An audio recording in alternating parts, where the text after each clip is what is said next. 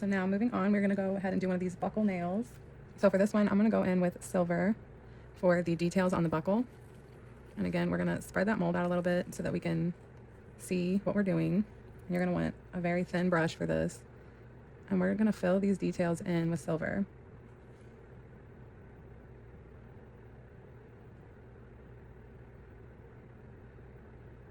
Okay, so I have all those details filled in, and if you get sloppy with the paint in there, that's okay, because you can take a little nail wipe with some alcohol on it and just gently wipe over the top, and it will clean up any little spots.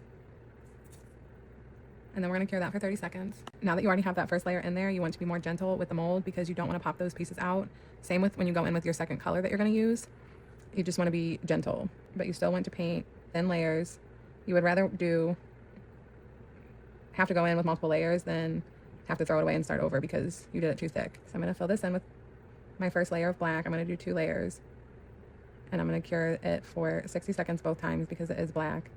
And again, when you're doing this, if you get paint all up here on the sides and stuff, I'm gonna take a wipe, I'm gonna wipe that out, and then I won't have any random little gel strings hanging off the edge of my design.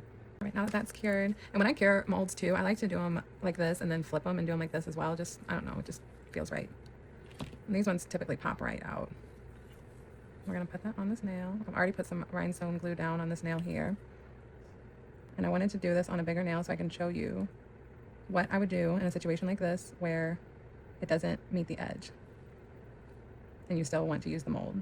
So we're gonna cure that so it's stable, and then I will show you how we fix that. I'm gonna take just a little bit of this glue here, and I'm going to finish that line off, wipe off the excess, just because you want it to be even.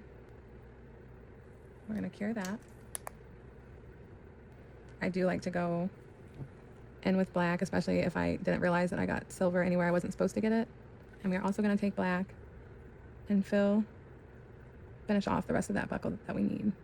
I'm also adding a little bit of glue to the end of the buckle to round off the end. And then I went back into the mold and I made 4 new little baby spikes where we had to finish the belt off. So we're gonna place those 2 on each side. And for these buckle ones specifically, I like to do a glossy top coat so that all the silver parts are glossy. And then I like to take a matte top coat and go just over the buckle straps. And there she is.